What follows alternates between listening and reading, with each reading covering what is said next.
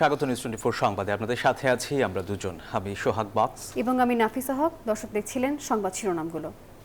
এবার যাচ্ছি পুরো খবরে। দুই দেশের সামরিক উত্তেজনার মধ্যেই ভারতের ছোড়া 25টি ইসরায়েলি ড্রোন ভূপাতিতের দাবি করেছে পাকিস্তান। জানায় সর্বোচ্চ সতর্ক অবস্থানে আছে পাক সশস্ত্র বাহিনী। এদিকে পাকিস্তানের বিমান প্রতিরক্ষা ব্যবস্থা ধ্বংসের দাবি করেছে ভারত, আর অন্যদিকে ইসলামাবাদকে মোকাবেলার সর্বদলীয় বৈঠকে ঐক্যের ডাক দিয়েছে দিল্লি। পারমাণবিক শক্তিধর প্রতিবেশী ভারত ও পাকিস্তানের মধ্যকার উত্তেজনা এখন সংঘাতে রূপ নিয়েছে। গেল দিন পাকিস্তানের একাধিক স্থানে বিমান হামলায় বেশ কয়েকজনের প্রাণ গেছে। এসব ঘটনার দিন না পেরোতেই লাহোরে বিস্ফোরণের শব্দ শোনা গেছে। এতে স্থানীয়দের মনে আতঙ্ক বিরাজ করছে। এমন পরিস্থিতিতে পাকিস্তানের আন্তঃবাহিনীর জনসংযোগ বিভাগের ডিজি লেফটেন্যান্ট জেনারেল আহমেদ শরীফ চৌধুরী ভারতের ছোড়া ইসরায়েলের তৈরি বেশ কয়েকটি ড্রোন ধ্বংসের খবর জানান। বলেন, অনুপ্রবেশের সময় এসব ড্রোন ভূপাতিত করে পাকিস্তানের সেনাবাহিনী। পাকিস্তানের সশস্ত্র বাহিনী সর্বোচ্চ সতর্ক অবস্থানে আছে বলেও জানান তিনি। এদিকে পাকিস্তানের বেশ কয়েকটি স্থানে বিমান প্রতিরক্ষা রাডার এবং ব্যবস্থাপনাগুলোকে লক্ষ্য করে হামলা চালানোর দাবি করেছে ভারত। তবে কিভাবে এই সিস্টেমগুলোকে লক্ষ্য করে হামলা চালানো হয়েছে তার ফিরিস্তি জানায়নি দিল্লি। চির প্রতিদ্বন্দ্বী পাকিস্তানের সম্ভাব্য হুমকি ও হামলা মোকাবেলায় ভারতীয়দের মধ্যে ঐক্যের বিকল্প নেই বলে জানান কেন্দ্রীয় স্বরাষ্ট্রমন্ত্রী অমিত শাহ। বৃহস্পতিবার দিল্লিতে অনুষ্ঠিত সর্বদলীয় বৈঠকে এমন বার্তা দেন তিনি। এ সময় ভারতীয় সেনাবাহিনীর সাহসী কর্মকাণ্ডের প্রশংসা করেন অমিত শাহ। পাকিস্তানের হুমকি মোকাবেলায় করণীয় নিয়ে ভারতীয় আমলা সহ উচ্চ পদস্থ সরকারি কর্মকর্তাদের সঙ্গে বৈঠক করেন ভারতের প্রধানমন্ত্রী নরেন্দ্র মোদী। সেখানে সন্ত্রাসবাদের বিরুদ্ধে ভারতের শক্ত অবস্থানের কথা পুনর্ব্যক্ত করেন তিনি। আসমাতুলি, নিউজ 24। দর্শক, এই বিষয়ে কথা বলতে যুক্ত হচ্ছেন ভারতের জম্মু কাশ্মীর থেকে ডক্টর আবিদ হোসেন। ডক্টর আবিদ, আপনাকে নিউজ 24 সংবাদে স্বাগত জানাচ্ছি। আমি আশা করছি আপনি বাংলা বোঝেন। Thank you for having me. হ্যাঁ, আমি যে বাংলা বলতে পারবো। Thank you, it's okay, comfortable Bangla. Okay, তো আমি যে বিষয়টি সম্পর্কে জানতে চাচ্ছিলাম সেটি হচ্ছে, ভারতের সর্বদলীয় বৈঠকের পরই কিন্তু পাকিস্তানে হামলা হয় এবং আজও কিছুক্ষণ আগে বৈঠক করলো বিজেপি সরকার। কি মনে হচ্ছে, নতুন কোনো হামলার ইঙ্গিত দেখতে পাচ্ছেন কিনা? অ্যাকচুয়ালি আমি আপনাকে একটু জানাই, like as the social media is filled with the lots of information, অনেক লাইক ডিজিটাল ইনফরমেশন, অনেক ওয়ারফেয়ার হইতেছে। তো কালকে রাত্রে লাইক ইন্ডিয়া ক্লেম করছে that lots of missiles were fired from the Pakistan territory to the India, but in accordance to that, the government of Pakistan also claimed that India fired kurse Israeli drones over the Pakistan. So in regard of that, there was a cabinet security committee meeting in the New Delhi regarding this for the further, like what to do to next. যেভাবে আপনি বলছেন কি DG ISPR Pakistan army আজকে press conference করছে, like we have shot down the Israeli drones there, but India claims that it's not like that, or India claim করছে that Pakistan has fired lot of missiles and that has been intercepted by the air defense system, এরকম তো India Pakistan is denying that claims. So actually today morning aajke like I got, according to reports, that Saudi foreign minister land kurse in India regarding to mediate between the two arch rivals to de-escalate the situation, because as you know, jodi two arch rival amne samne thake and they are nuclear powered, so if it will happen, it will have the regional implications all over the South Asia. Abid, thanks for joining with us. Bharat পাকিস্তানের উত্তেজনা প্রশমনের সন্ত্রাসবাদের অভিযোগের নিরপেক্ষ তদন্ত চায় চীন। বাংলাদেশ চীন কূটনৈতিক সম্পর্কের 50 বছর পূর্তির সেমিনারে এমন মন্তব্য করেছেন চীনা রাষ্ট্রদূত। জানান, বাংলাদেশের সার্বভৌমত্ব রক্ষায় শেষ পর্যন্ত চীন পাশে থাকবে। রোহিঙ্গা প্রত্যাবাসন পরবর্তী বন্দোবস্ত নিয়ে এখনই ভাবতে হবে বলে মনে করেন আন্তর্জাতিক সম্পর্ক বিশ্লেষক ইমতিয়াজ আহমেদ।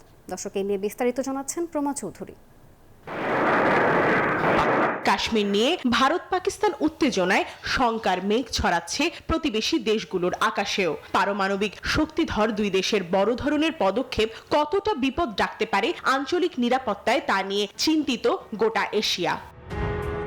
বৃহস্পতিবার বাংলাদেশ চীন কূটনৈতিক সম্পর্কের 50 বছর পূর্তির অনুষ্ঠানেও ছিল সেই শঙ্কা। চীনের সাথে সম্পর্কের সুবর্ণ জয়ন্তী নিয়ে BIISS আয়োজিত সেমিনারে চীনা রাষ্ট্রদূত জানান, ভারত পাকিস্তান সংঘাত নিয়ে উদ্বিগ্ন তার দেশ। সন্ত্রাসবাদের অভিযোগে চান নিরপেক্ষ তদন্ত। So China opposed all form of terrorism and call for an impartial investigation at early date. We urge both sides to act in the interest of peace and stability, stay calm, exercise restraint, and refrain from taking actions. চীনের রাষ্ট্রদূত ইয়াওয়েন আরও বলেন, মানবিক corridor ইস্যুতে চীন জড়িত না। রোহিঙ্গা সংকট সমাধানে এবং বাংলাদেশের সার্বভৌমত্ব রক্ষায় চীন সবসময় পাশে থাকবে। Corridor issue, so-called humanitarian corridor, I should say China is not involved. So I learned also Bangladesh, Myanmar, even some, the American army was involved, but China is not involved in this matter.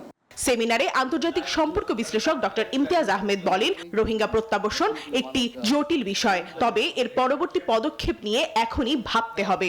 You need to start working and research, and I don't want to bring this into track 1 level, but the track 2 and track 3 level. Somebody has to work on that. এছাড়া তিস্তা প্রকল্প বাস্তবায়নে বাংলাদেশকে সর্বোচ্চ সহায়তা করতে প্রস্তুত চীন, তবে এর সিদ্ধান্ত বাংলাদেশকেই নিতে হবে বলেও জানান চীনা রাষ্ট্রদূত ইয়াওয়েন। And that's the reason the talk shows are so successful. প্রমা Chowdhury, news 24, Dhaka. Bharat Pakistan সীমান্তে উত্তেজনার প্রেক্ষাপটে বাংলাদেশের সীমান্ত এলাকাগুলোতে টহল জোরদার করেছে বিজিবি। সীমান্তবর্তী এলাকার নিরাপত্তা নিশ্চিত করতে স্থানীয় জনগণের চলাচলের উপর সময়সীমা আরোপ সহ নানা সতর্কতামূলক নির্দেশনা জারি করা হয়েছে। এদিকে কিছু সীমান্তে অনুপ্রবেশের ঘটনা ঘটেছে, তবে স্বরাষ্ট্র উপদেষ্টা জানিয়েছেন সীমান্ত নিরাপদ, ভয়ের কোনো কারণ নেই। বিস্তারিত ডেস্ক রিপোর্টে। বুধবার থেকে ভারত পাকিস্তান সীমান্তে উত্তেজনার প্রেক্ষাপটে বাংলাদেশ সীমান্তে কড়া সতর্কতা জারি করা হয়েছে। বিজিবির পক্ষ থেকে বলা হয়েছে, সীমান্তে নিরাপত্তা বিঘ্নিত হতে পারে এমন যে কোনো পরিস্থিতি মোকাবেলায় সতর্ক অবস্থানে রয়েছে বাহিনীটি। বিজিবি মহোদয়গণ প্রতিটা বাজারে, মহল্লায়, গ্রামে, যারা ময় মুরব্বী এবং যুবকরা আছে সবাইকে সতর্ক করছে। করুণ অবস্থা, কারণ আমরা যখন এই নদীর পাড়ে এদিকে আসি তখন ওই বিএসএরা দূরে থেকে দেখলে আমাকে আক্রমণ করে, হাত দেয় না করে। আমরা তো আমার জায়গায় কাজ করতেছি, কিন্তু ওরা ওইখান থেকে টানি নিয়ে যায়, টানা হাসরা করি। তবে এর মধ্যে ঠাকুরগাঁও খাগড়াছড়ি সীমান্ত দিয়ে বাংলাদেশে অনুপ্রবেশের ঘটনা ঘটেছে। এখন পর্যন্ত খাগড়াছড়ির মাটিরাঙ্গা ও পানছড়ির 3 সীমান্ত দিয়ে ভারতের বিএসএফ এর মাধ্যমে বাংলাদেশে জোরপূর্বক অনুপ্রবেশকারী 72 জনকে ফেরত পাঠানো যায়নি। বৃহস্পতিবার বিকেলে সিলেট গোয়াইনঘাট সীমান্তে বিএসএফ এর পিলার স্থাপনকে ঘিরে উত্তেজনা দেখা দেয়। পরে এলাকাবাসীর বাধায় পণ্ড হয় বিএসএফ এর কার্যক্রম। এ নিয়ে ওই সীমান্তেও বিজিবির টহল আরো জোরদার করা হয়েছে। তবে স্বরাষ্ট্র উপদেষ্টা বলছেন, পাক ভারত উত্তেজনায় দেশের সীমান্ত সম্পূর্ণ সুরক্ষিত রয়েছে। সীমান্ত এলাকায় ভয়ভীতির কোনো কারণ নেই। এখানে কোনো ভীতির কোনো কারণ নেই। আমাদের এই বর্ডার সম্পূর্ণ সিকিউর, এখানে কোনো ধরনের কোনো সমস্যা নেই। তারা ভালোভাবে ধান কাটতে পারবে। দিনাজপুরের এক অনুষ্ঠান শেষে একথা জানান স্বরাষ্ট্র উপদেষ্টা। Desk report, news 24। ক্ষমতাচ্যুত সাবেক প্রধানমন্ত্রী শেখ হাসিনার পর এবারে তার ভাগ্নি ব্রিটিশ এমপি টিউলিপ সিদ্দিককে জিজ্ঞাসাবাদের জন্য তলব করেছে দুদক। অন্য এক অভিযোগে শেখ হাসিনা হাজির না হওয়ায় বিধি অনুযায়ী তার বিরুদ্ধে পরবর্তী ব্যবস্থা নেওয়া হবে বলে জানিয়েছে দুদক। আর এদিকে দুদকের 2 সাবেক কমিশনার সহ সচিব পদমর্যাদার 12 কর্মকর্তাকে বিধি বহির্ভূতভাবে প্লট বরাদ্দের অভিযোগে জাতীয় গৃহায়ণ কর্তৃপক্ষের অফিসে অভিযান চালায় দুদক। অভিযোগ আছে 2018-র বিতর্কিত ওই নির্বাচন সফল করতে তারা সাবেক প্রধানমন্ত্রী শেখ হাসিনাকে সহযোগিতা করে। জমি ক্রয় সংক্রান্ত জটিলতায় গুলশান 2-এর 11 নম্বর রোডের ইস্টার্ন হাউজিংয়ের এই ভবনের 36টি ফ্ল্যাট বিক্রি আটকে দিয়েছিল রাজুক। তবে সাবেক প্রধানমন্ত্রী শেখ হাসিনার বোনের মেয়ে ব্রিটিশ এমপি টিউলিপ সিদ্দিক ক্ষমতার অপব্যবহার করে ইস্টার্ন হাউজিংকে ফ্ল্যাটগুলো পাইয়ে দেন। বিনিময়ে ভবনের একটি ফ্ল্যাট উপহার নেন টিউলিপ। এই অভিযোগে 15 এপ্রিল টিউলিপ সহ রাজুকের সংশ্লিষ্ট কর্মকর্তাদের বিরুদ্ধে মামলা করে দুদক।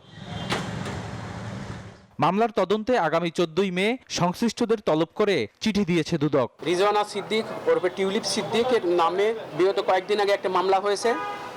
মামলার তদন্তের স্বার্থে আগামী 14 মে তাকে ব্যক্তিগত শুনানির জন্য দুদকে ডেকেছেন।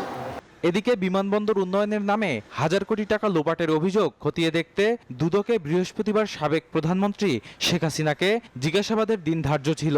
তিনি হাজির না হওয়ায় পরবর্তী আইনগত ব্যবস্থা নেওয়ার কথা জানিয়েছে সংস্থাটি। এ বিষয়ে অনুসন্ধানকারী টিম প্রয়োজনীয় ব্যবস্থা নেবেন যদি মনে করেন, অথবা তাদের যদি আবেদন আসে আইন বিধি অনুযায়ী ব্যবস্থা নেবেন।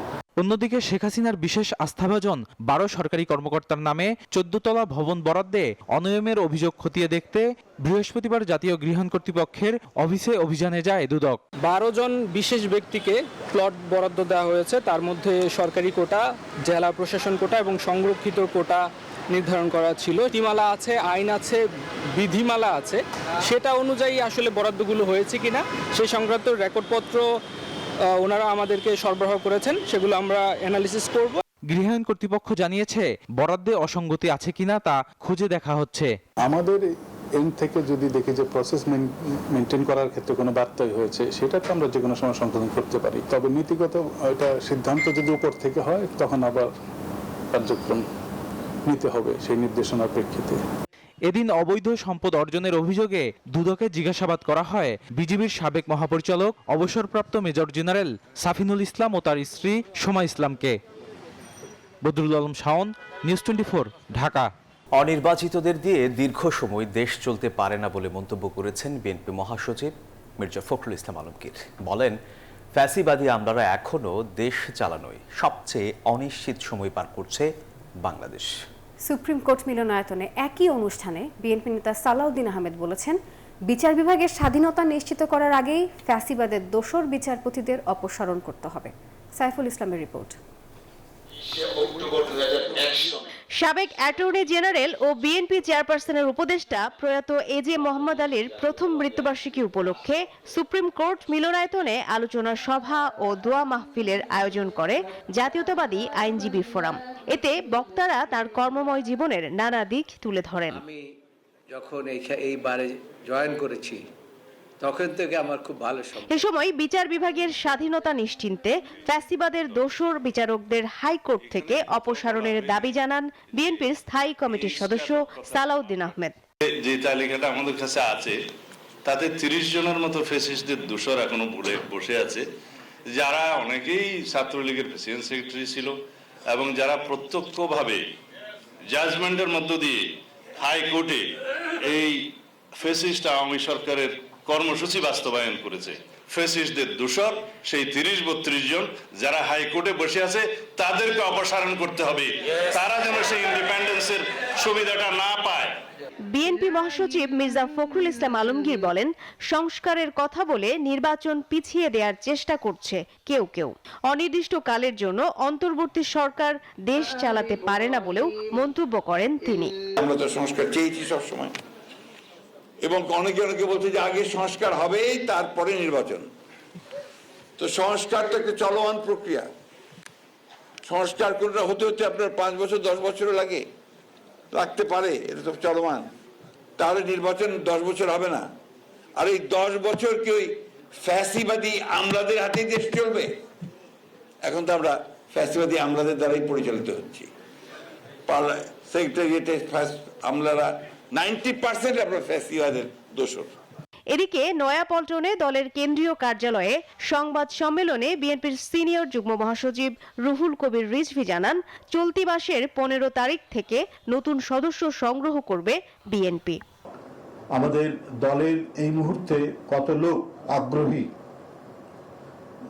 বিএনপি করার জন্য, সেটাও আমরা এই নতুন সদস্য সংগ্রহ যে অভিযান চলবে সেই অভিযানের মধ্যে আমরা সেটি জানতে পারবো। আপনারা জানেন যে জাতীয়তাবাদী শক্তির প্রতি মানুষের যে আশা আকাঙ্ক্ষা অত্যন্ত বেশি। তারা জাতীয়তাবাদের পতাকা তলে নিজের একটা ছায়া খুঁজে। আওয়ামী লীগের আমলেও যারা হয়তো একসময় আওয়ামী লীগ করতেন, কিন্তু আওয়ামী লীগের এই দুঃশাসন, আওয়ামী লীগের বর্বরচিত কর্মকাণ্ড, লুটপাট, টাকা পাচার, এটাকে পছন্দ করেনি, নিজেরাও করেনি। মানে যারা করেনি এই ধরনের মানুষ, তারা আগেই আওয়ামী লীগ থেকে সরে গেছেন, তারা আসতে পারবে না। কেন? বেগম খালেদা জিয়ার শারীরিক অবস্থা আগের চেয়ে ভালো বলেও জানান রিজভী। মারুফা রহমান, নিউজ 24, ঢাকা। খালেদা জিয়াকে সক্রিয় রাজনীতিতে স্বাগত জানাবে এনসিপি ও জামাত। দুই দলের নেতারাই বলছেন, সাবেক এই প্রধানমন্ত্রীর দেশে ফেরা কেবল বিএনপির জন্য নয়, দেশের সামগ্রিক রাজনীতিতেই ভীষণ ইতিবাচক। মাজহারুল ইসলামের রিপোর্ট। উন্নত চিকিৎসা শেষে নেতাকর্মীদের ভালোবাসায় সিক্ত হয়ে 4 মাস পর দেশে ফিরেছেন বিএনপির চেয়ারপারসন বেগম খালেদা জিয়া। দলীয় প্রধানের দেশে ফেরা ঘিরে রাজপথে নিজেদের সাংগঠনিক সক্ষমতার জানান দিয়েছে বিএনপি। এমন এক সময় দেশে ফিরলেন বেগম খালেদা জিয়া, যখন নির্বাচন ও সংস্কার নিয়ে চলছে এক ধরনের অনিশ্চয়তা। নানা মহলে আলোচনা হচ্ছে, হয়তো আবারও সক্রিয় রাজনীতিতে ফিরবেন, শক্ত হাতে ধরবেন বিএনপির হাল। ফেসিবাদী সরকারের রাজনৈতিক প্রতিহিংসার শিকার খালেদা জিয়ার নিজ দেশে প্রত্যাবর্তন বিএনপি এবং রাজনীতির জন্য ইতিবাচক বলে মনে করছেন জামাত ও এনসিপির এই দুই নেতা। গণঅভ্যুত্থানের মাধ্যমে মুক্ত হয়েছেন বেগম খালেদা জিয়া এবং তিনি চিকিৎসা শেষে আবার দেশেও ফিরে এসেছেন। এর মধ্য দিয়ে অনেকগুলো ঘটনা আসলে ঘটেছে। একদিকে বিএনপি যেমন এটাতে এক ধরনের অনুপ্রেরণা পাবে তারা, এবং আমরাও অত্যন্ত স্বস্তিতে আছি, কারণ তিনি তার মতো একজন বর্ষিয়ান রাজনীতিবিদ দেশে থাকাতে যে কোনো দিক থেকে এটা ভালো একটা ব্যাপার। বেগম খালেদা জিয়া বাংলাদেশে 3 বারের প্রধানমন্ত্রী ছিলেন এবং উনি দেশের জন্য অনেক অবদান রেখেছেন এবং একটা দেশপ্রেমিক শক্তির উনি প্রতিনিধিত্ব করেছেন। আসবেন, এটাকে আমরা স্বাগত জানাই। বলেন, পতিত স্বৈরাচার হাসিনার সঙ্গে আপোষ না করা সাবেক এই প্রধানমন্ত্রী নানাভাবে রাজনৈতিক প্রতিহিংসার শিকার হয়েছেন। তাই বিএনপি চেয়ারপারসন সক্রিয় রাজনীতিতে ফিরলে স্বাগত জানাবেন তারা। উনি মুসলিম, ওনার উপর অনেক অত্যাচার হয়েছে। ওনার মতো রাজনীতিবিদ বাংলাদেশে প্রয়োজন আছে, একজন দেশপ্রেমিক মানুষ হিসেবে এটা প্রয়োজন আছে। জাতির যে প্রত্যাশা, জনগণের যে প্রত্যাশা, সেই প্রত্যাশার জায়গা থেকেও আমরা সবাই মিলে যাতে একসাথে দেশ গড়তে পারি, সেদিকেও সবার মনোনিবেশ করতে হবে। যদি তিনি আবার রাজনীতিতে ফিরে আসেন এবং বিএনপিকে নেতৃত্ব দেন কোনো না কোনো ফর্মে, সেটাতে আমাদের কোনো আপত্তি নেই। এর বাইরে তিনি যদি মানে নেশনের লিডার হিসেবে এক ধরনের অ্যাডভাইজারি রোল প্লে করেন, যে কোনো গুরুত্বপূর্ণ বিষয়ে মতামত দিলেন, তিনি মতামত দিলে তো সেটা একটা ইম্প্যাক্ট আছে। এই ধরনের ভূমিকাও যদি তিনি পালন করেন, সেটাও কিন্তু আমাদের জন্য অনেক। প্রত্যাশা, বেগম জিয়ার নেতৃত্বে আগামী দিনে বিএনপি আরও ইতিবাচক রাজনীতি করবে, গড়ে তুলবে মানবিক বাংলাদেশ। মাজহারুল ইসলাম, নিউজ 24, ঢাকা। জুলাই গণহত্যার বিচার না হলে ফ্যাসিবাদ ভয়ঙ্কর রূপে ফিরে আসবে, এমনটিই বলেছেন জামাত ইসলামের আমির ডক্টর শফিকুর রহমান। বৃহস্পতিবার আজিমপুর কবরস্থানে ব্যারিস্টার আব্দুর রাজ্জাকের কবর জিয়ারত শেষে সাংবাদিকদের সঙ্গে আলাপকালে কথা বলেন তিনি। এই যে 24-এর আন্দোলনে যারা শহীদ হলো, যারা পঙ্গু আহত হলো, যারা জীবনের তরে জিন্দা শহীদ হয়ে এখন বিছানায় পড়ে আছে, কাতরাচ্ছে, অন্ধ হয়ে, প্যারালাইজড হয়ে, তারা যেন ন্যায় বিচারটা পায়। এই ন্যায় বিচার যদি নিশ্চিত হয়, তাহলে আগামীতে কোনো জালিমের জন্ম এই দেশে হবে না। যদি ন্যায় বিচার নিশ্চিত না হয়, তাহলে দফায় দফায় জালিম আরো ভয়ঙ্কর রূপ ধারণ করে জাতির সামনে আসবে। নরেন্দ্র মোদীর বক্তব্যে উগ্র সাম্প্রদায়িকতার ছোঁয়া পাওয়া যায় বলে মন্তব্য করেছেন এনসিপি নেতা সার্জিস আলম। বৃহস্পতিবার পঞ্চগড়ের মির্জাপুরে 12 আউলিয়ার মাজারে উরস পরিদর্শনে এসে তিনি এই কথা বলেন, প্রতিবেশীরা যুদ্ধে জড়াক তা কখনোই চায় না এনসিপি। দেশের পরিবেশের চিন্তা করা হয়, এটা আমরা কোনোদিন আমাদের জায়গা থেকে সমর্থন করব না, এবং এই ক্ষেত্রে বরং আমরা আমাদের জায়গা থেকে বাংলাদেশের যারা বর্তমানে রাজনৈতিক দলগুলো রয়েছে, বাংলাদেশে ফ্যাসিস্ট বিরোধী যে দলগুলো, আমরা যারা একসাথে অভ্যুত্থানে লড়াই করেছি, তারা যেন এই বিষয়ে জাতীয় ঐক্যটি সবসময় ধরে রাখে, কারণ দেশ যদি থাকে আমরা থাকবো। সাবেক রাষ্ট্রপতি আব্দুল হামিদের দেশ ছাড়ার ঘটনায় জড়িতদের বিরুদ্ধে ব্যবস্থা নিতে না পারলে পদত্যাগ করার কথা জানিয়েছেন স্বরাষ্ট্র উপদেষ্টা জাহাঙ্গীর আলম চৌধুরী। বিকেলে দিনাজপুরে আইন শৃঙ্খলা বিষয়ক মত বিনিময় সভা শেষে তিনি এই কথা বলেছেন। আমি অলরেডি ওই এখন যে গাড়িতে যাবো কতটুকু আগাইছে হয়তো কিছু জানতে পারবো, বাট অবশ্যই একটা ব্যবস্থা নেওয়া হবে। এটা কোনো অবস্থা ছাড় দেওয়া যাবে না। এটা তো এই যে ঘটনাটা ঘটছে, এটা যারা যারা জড়িত তাদের অবশ্যই শাস্তির আওতায় আনবে। আর যদি না হয় স্যার এটার বিপক্ষে তারা যদি শাস্তির আওতায় না আনে সেই সময় আমি চলে যাবো। 30 লাখ টাকা দেওয়ার নির্দেশ থাকলেও নানা তালবাহানার পর অবশেষে 10 লাখ টাকার পে অর্ডার পেল ওয়ার্কশপে কাজ করতে গিয়ে হাত হারানো ব্রাহ্মণবাড়িয়ার আশুগঞ্জ উপজেলার শিশু নাইম হাসান নাহিদ। বৃহস্পতিবার হাইকোর্টে শিশু নাইমের হাতে এই পে অর্ডার তুলে দেওয়া হয়। পাশাপাশি 13 মে কারখানার মালিক হাজি ইয়াকুবকে আদালতে হাজির হতে বলা হয়েছে। দুরন্ত শৈশব কৈশোর অনেক আগেই হয়েছে মলিন, হাতে ধরা হয়নি আর ক্রিকেট ব্যাট। সেই সময়টা ধরে সে ঘুরেছে আদালত চত্বরে হাত হারানোর ক্ষতিপূরণ পেতে। শিশু নাইম হাসান নাহিদ 2020 সালে করোনা মহামারীর সময় অভাবের সংসারে বাবা মাকে সাহায্য করতে ভৈরবে ইয়াকুব হোসেনের ওয়ার্কশপে কাজ নেয়। একদিন নাইমের ডান হাত একটি মেশিনের ভেতর ঢুকে যায়। অস্ত্রোপচার করে কেটে ফেলতে হয় হাত। এতদিন তোর বেতন ধরে না, এখন তোর বেতন ধরছে, এখন তোর সব কাজ করতে হইব। পরে বলছি যে না, আমার আব্বা আমার এই কাজে দেয় না, আমি এই কাজ করব না। পরে আমার নাকি মুখে চড়থাপো মারে। পরে বলছি যে না, আমার আব্বা আমার এই কাজে দেয় নাই, আমি কাজ করব না। তখন জুম্মন মিস্ত্রি আমার পিঠে হাত দিয়ে বাড়ি মারে। তখন আমি ভয়ে গিয়ে যখন কাজ করি তখন আমার হাতটা কাটা যায়। এরপর চলে 5 বছরের দীর্ঘ আইনি লড়াই। এই সময়ে কখনো হাইকোর্ট কখনো আপিল বিভাগে ধর্ণা দিতে হয় নাইমকে। অবশেষে হাইকোর্টের আদেশ মতো 30 লাখ টাকার ফিক্সড ডিপোজিট হাতে না পেলেও হাত হারানোর 5 বছর পর 10 লাখ টাকা পে অর্ডার পেল নাইম। অ্যাপিলেট ডিভিশন নভেম্বরে ডিসমিস করে আদালতের আদেশ পালন করতে বলেছে, তাদের লয়ার ছিল। তারপরে যখন করেনি আবার আমরা কন্টেম্প করেছি। এই কন্টেম্পের ফলে আজকে এসে একটা পার্ট পেমেন্ট 10 লক্ষ টাকার একটা পে অর্ডার আজকে আমার হাতে দিয়েছে। এর আগে 2024 সালের জানুয়ারি মাসে শিশু নাইমকে 15 লাখ টাকা করে 30 লাখ টাকার দুটি ফিক্সড ডিপোজিট ও পাশাপাশি প্রতি মাসে পড়াশোনা বাবদ 7,000 টাকা করে দিতেও বলা হয়। বিচারপতি নাইমা হায়দার ও বিচারপতি কাজী জিনাত হকের হাইকোর্ট বেঞ্চ এ আদেশ দেন। নাইম আলচিকো, নিউজ 24, ঢাকা। এবারে অর্থ বাণিজ্য সংবাদ।